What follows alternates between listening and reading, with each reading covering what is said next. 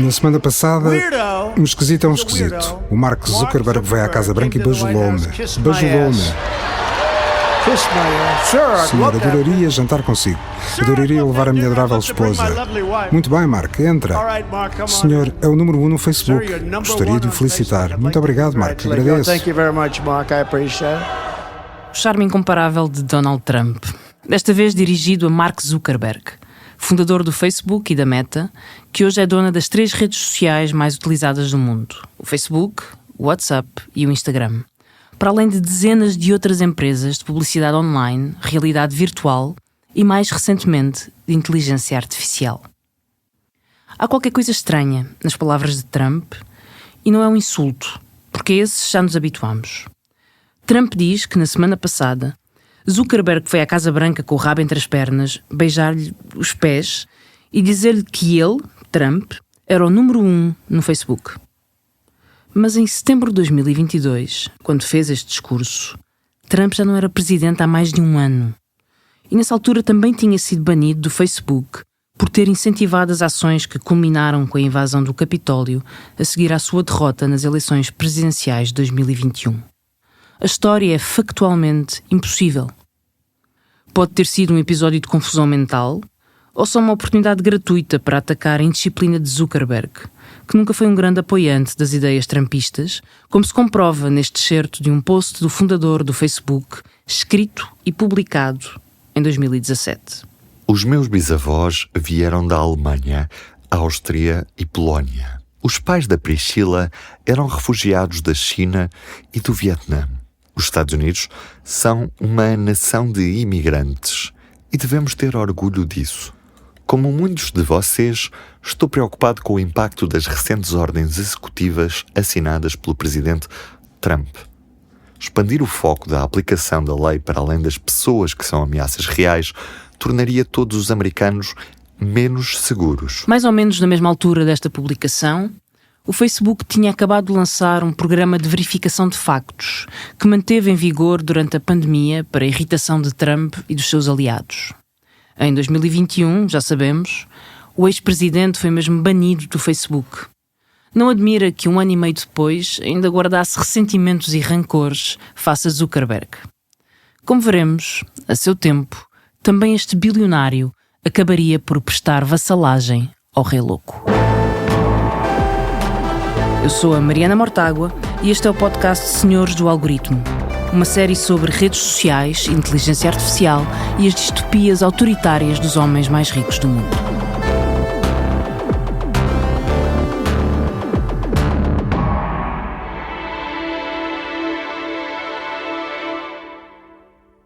Neste episódio, seguimos o caminho do fundador do Facebook, Mark Zuckerberg, em direção ao movimento MAGA, Make America Great Again, enquanto exploramos o poder irresistível e destruidor das redes sociais. Lembram-se do momento em que Trump é alvejado?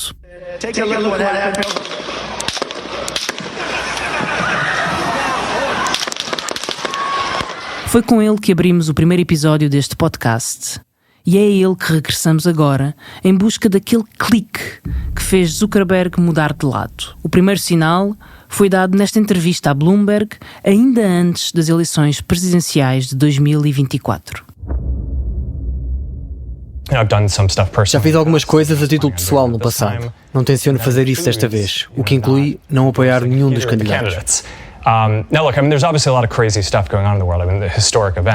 É assim, é óbvio que há muita loucura a acontecer no mundo, os acontecimentos históricos do fim de semana passado. A título pessoal, ver Donald Trump a levantar-se depois de levar um tiro na cara e erguer o punho no ar com a bandeira americana é uma das coisas mais incríveis que já vi na vida.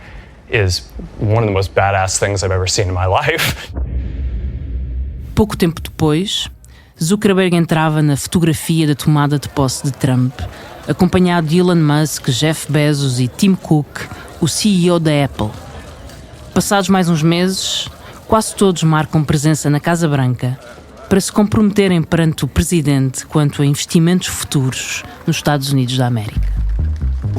Obrigado por nos receber. Quanto é que vão gastar? Diria que nos próximos anos, caramba, quer dizer, acho que provavelmente vai ser algo como 600 mil milhões de dólares até 2028 nos Estados Unidos. É uma quantia significativa. Tim, quanto dinheiro é que a Apple vai investir nos Estados Unidos? Porque sei que é uma quantia muito grande. Quanto dinheiro é que iriam investir? 600 mil milhões de dólares. Muito orgulhosos de o fazer. Quanto é que a Google vai investir? 240 mil milhões de dólares. É fantástico. Estamos orgulhosos de vocês. Obrigado. Muitos postos de trabalho. E a Microsoft? 75 a 80 mil milhões de dólares. Muito bem. Muito obrigado. Durante este encontro, já depois de desligados os microfones, Zuckerberg é gravado a procurar validação junto de Trump para o valor do investimento que apresentara na reunião. Ao que parece, o criador do Facebook sofria nessa altura de um ataque agudo de insegurança, mas também de inveja. A dor de cotovelo da proximidade entre Musk e Trump motivou Zuckerberg até a entrar em contacto com a sua própria masculinidade tóxica, garantindo-lhe assim a entrada no exclusivo clube de rapazes que dominam a economia mundial. Ora, ouçam.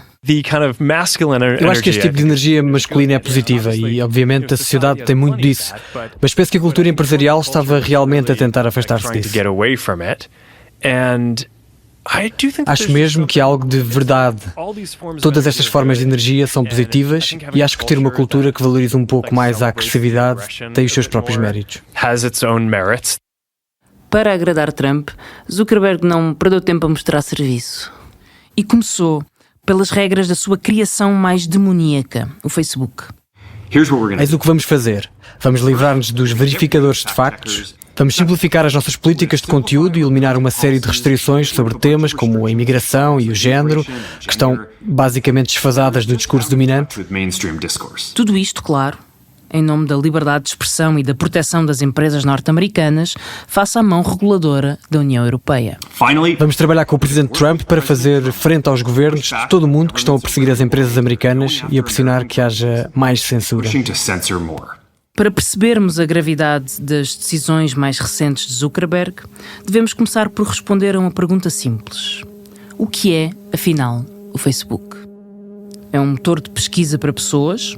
O buraco da fechadura, por onde espreitamos a vida dos outros, ou pelo menos a versão da vida que nos querem mostrar. E é um agregador de conteúdo digital, que nos é apresentado de acordo com as nossas preferências, reveladas pela nossa pegada digital que vamos deixando na plataforma. É um sistema de mensagens diretas, é um marketplace, como a Amazon, e um sistema de identificação que nos permite usar as credenciais do Facebook para entrar em outros sites e aplicações. Mas no meio disto tudo, onde é que o Facebook ou o Instagram vão buscar o seu lucro, uma vez que a maior parte destes serviços são disponibilizados aos utilizadores, como nós, de forma gratuita? É isso mesmo que estão a pensar. O modelo de negócio da Meta passa por recolher e processar o máximo de dados extraídos a cada utilizador para fins publicitários. O lucro vem sobretudo da venda de serviços de publicidade individualmente dirigida e adaptada às preferências de cada utilizador. Vamos por partes. O que sabe a Meta sobre nós? E digo Meta porque tanto o Facebook como o Instagram e em parte o WhatsApp funcionam da mesma forma. Se tivermos uma conta pessoal nestas plataformas, fornecemos desde logo o nosso nome, data de nascimento, e-mail, número de telefone e idioma. Para além disto, a Meta acede ao detalhe de tudo o que alguma vez fizemos nas suas redes sociais. Os nossos amigos e relacionamentos, os nossos humores e estados diários, os likes e corações ou outros emojis que escolhemos para reagir a conteúdos de outros, os comentários que fizemos ou que os outros fizeram nas nossas publicações e a nossa localização. A Meta conhece também o dispositivo que usamos, seja telemóvel ou computador, a rede a que nos ligamos, as aplicações que temos instaladas e o nosso endereço digital chamado IP. E de cada vez que carregamos, por exemplo, uma fotografia, a Meta passa a controlar as informações associadas a esse ficheiro, os chamados metadados. Se usarmos as credenciais do Facebook ou do Instagram para fazer login noutros sites, seja no Spotify ou em alguma aplicação ou página de notícias, então as nossas interações dentro desses sites também se tornam visíveis para a Meta. E quer tenhamos ou não uma conta no Facebook ou no Instagram, há muitos sites em que navegamos normalmente que enviam os seus dados para o Facebook, que os guarda e processa centralmente para depois criar publicidade dirigida para essas empresas. Este serviço, chamado Pixel do Facebook, está instalado em 30% dos sites mais vistos do mundo. Portanto, o que sabe a Meta sobre nós? A resposta é quase tudo. O suficiente para conseguir cruzar todos estes pontos de informação e traçar perfis muito completos, não só das nossas escolhas de consumo, mas também da nossa personalidade, das relações pessoais que mantemos, dos interesses que cultivamos e das nossas inclinações políticas. E é aqui que entra a magia da monetização, ou seja, da transformação destes dados e informações em dinheiro concreto, físico e em grandes quantidades.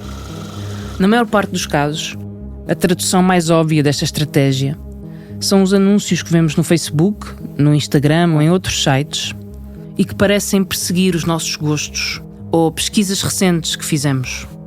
Às vezes ficamos até com a sensação de que estão a ouvir as nossas conversas ou a ler-nos os pensamentos, mas o mais provável é que tenham acumulado tanta informação sobre nós que se tornam capazes de antecipar cada desejo ainda não formulado. É lógico que ver um anúncio do Facebook a uns ténis da Nike que estivemos a pesquisar no Google no dia anterior não é propriamente perigoso. Mas pensem que os mesmos algoritmos podem ser usados para mostrar aplicações de jogo online a quem procurou formas de superar a sua compulsão por jogo. Para mostrar conteúdos sobre automutilação a quem mostrou sintomas de depressão. Ou para mostrar anúncios de emprego só a pessoas brancas, ou só a homens, ou só a rapazes jovens, a quem o algoritmo também mostrará as publicações falsas sobre o feminismo querer destruir os homens. Tudo isto é possível e acontece mesmo no mundo dos megadados. Mas a Meta também usa esta teia gigantesca de dados para treinar as suas próprias plataformas, para estudar os conteúdos que provocam mais reações e, por isso, mais interações, para maximizar o tempo que passamos agarrados ao nosso feed, para nos incentivar a partilhar mais e mais informação e, finalmente, para treinar os seus próprios modelos de inteligência artificial. Estamos agora em condições de compreender o escandaloso caso que explodiu em 2018 e que expôs o Facebook ao escrutínio público nos Estados Unidos da América e na Europa. A empresa no centro do terremoto chamava-se Cambridge Analytica. Estava sediada no Reino Unido e prestava serviços de consultoria política baseados na análise de grandes bases de dados. Depois de alguns anos de experiência na criação de perfis psicológicos em diferentes geografias, a Cambridge Analytica virou-se para os Estados Unidos da América e, em particular, para o campo conservador representado pelo Partido Republicano. Steve Bannon, o principal estratega da extrema-direita mundial, investiu na empresa e conduziu parte das suas operações durante a campanha que elegeu Trump em 2016. Segundo o testemunho de um antigo diretor da empresa, a ideia de Bannon era mesmo criar uma guerra cultural. E à Cambridge Analytica cabia o papel de identificar eleitores nos distritos-chave, classificá-los de acordo com os seus perfis psicológicos e bombardeá-los com conteúdos falsos e conspirativos sobre a adversária de Trump, Hillary Clinton, ou sobre os temas da agenda republicana, como a imigração. O objetivo seria levar uns a votar em Trump e desmoralizar os outros que pensavam votar nos democratas. Se isto já é suficiente para vos deixar com os cabelos em pé, digo-vos que a história não acaba aqui. É que uma boa parte dos dados que a Cambridge Analytica utilizou foram obtidos através do Facebook, sem o consentimento dos utilizadores, por um investigador da Universidade de Cambridge, que alegadamente mantinha alguns laços com a Rússia. Confusos? Então vamos lá. Alexander Kogan nasceu na Moldávia, antiga União Soviética, e mudou-se para os Estados Unidos da América ainda em pequeno, onde fez uma carreira académica na área da psicologia. Chegou a viver em Moscovo e acabou por assentar na Universidade de Cambridge, no Reino Unido. Em 2014, Kogan fundou uma empresa privada focada na pesquisa de perfis psicológicos com base em dados obtidos online. Para isso, desenvolveu um teste simples de personalidade através de uma aplicação do Facebook, em que pagava às pessoas que aceitassem participar e partilhar os seus dados para fins académicos.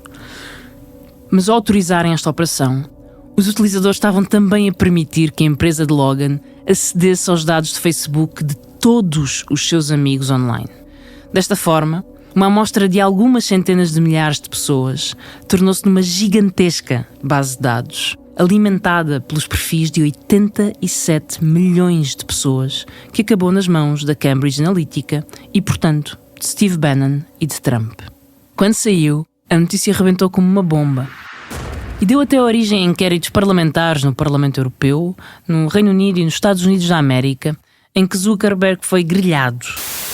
Mark Zuckerberg foi hoje grelhado no Parlamento Europeu Por não ter protegido os dados dos utilizadores do Facebook. Sentir-se à vontade para partilhar connosco o nome do hotel onde ficou hospedado ontem à noite?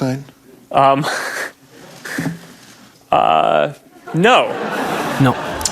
Se enviou mensagens a alguém esta semana, partilharia connosco os nomes das pessoas a quem enviou mensagens? Senador, não. Provavelmente preferia não fazer isso publicamente aqui.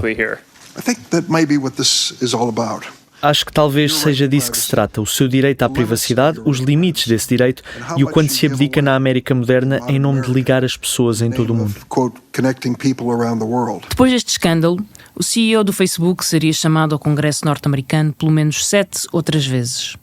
Uma delas já em 2024, para responder pelo papel das redes sociais na facilitação da exploração sexual de crianças. A audição, que contava com a presença de familiares de vítimas destes crimes, foi convocada na sequência de uma série de investigações jornalísticas, entre elas a do Guardian, que mostrava como o Facebook e o Instagram se tinham tornado locais de preferência para o abuso e tráfico de menores. Pouco tempo depois, uma fuga de documentos da Meta reportava que o número diário de 100 mil crianças eram vítimas de assédio nas suas plataformas, sem que nada fosse feito para o travar. São evidências que se somam aos relatórios internos que provam que a empresa sabia dos impactos do Instagram na saúde mental de raparigas adolescentes, por exemplo. Vale a pena ouvir a inquirição do senador Ted Cruz a Mark Zuckerberg. Estes resultados podem conter imagens de abuso sexual de menores e depois dê aos utilizadores duas opções: acede a recursos ou vê os resultados na mesma.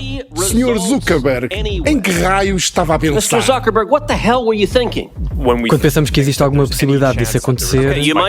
Quantas vezes foi exibido este ecrã de aviso? Não sei, mas... Por que é que não sabe? Ironicamente, o candidato Ted Cruz foi o primeiro a contratar os serviços da Cambridge Analytica nos Estados Unidos da América. Mas na altura desta audição no Congresso, os senadores republicanos foram com tudo para cima do criador do Facebook. Deixe-me começar por si. Ouviu dizer na sua declaração inicial que não existe qualquer ligação entre a saúde mental e a utilização das redes sociais. Senador, o que eu disse foi que acho importante analisar os dados científicos. Sei que as pessoas falam muito sobre isto, como se fosse algo já comprovado, mas penso que a maior parte das evidências científicas não sustenta essa ideia.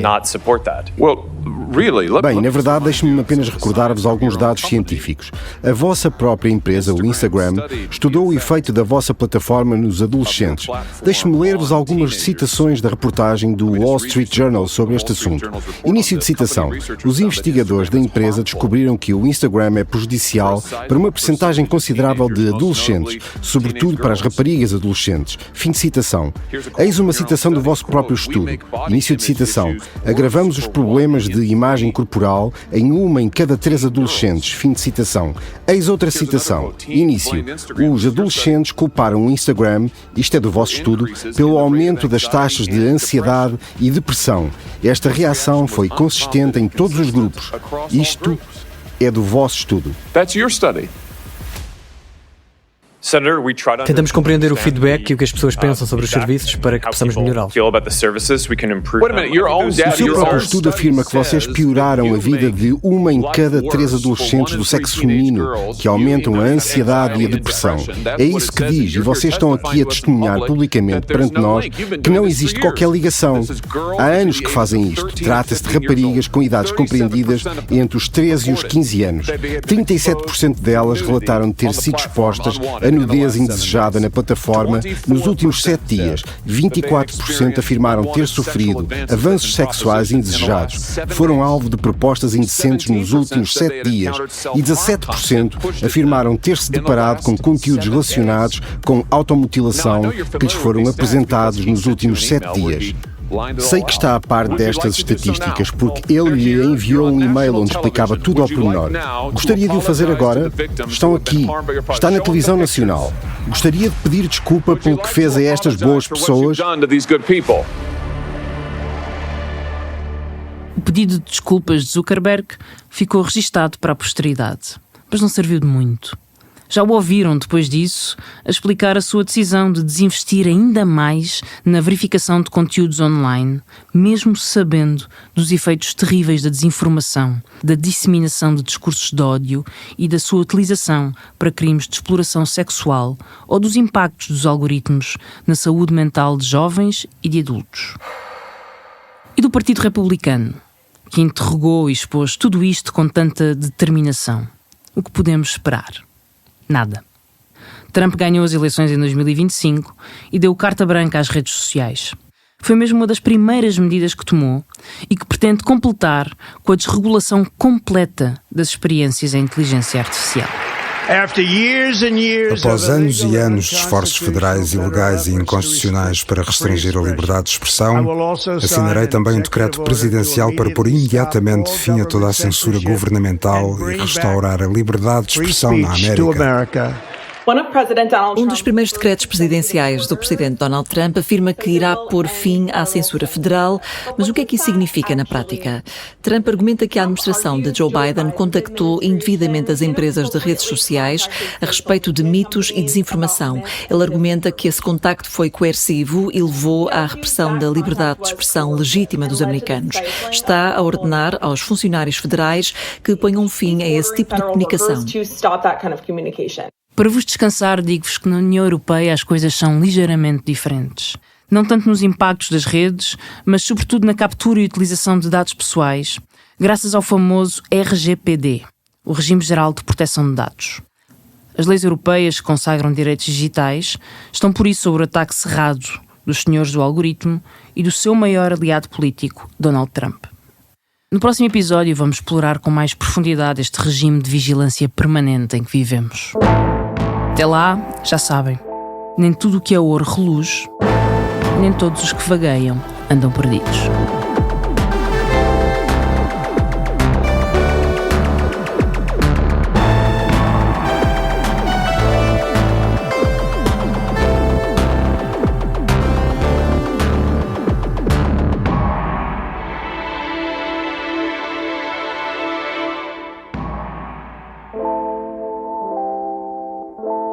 Este podcast contou com a sonoplastia de Margarida Adão e Tiago Arato.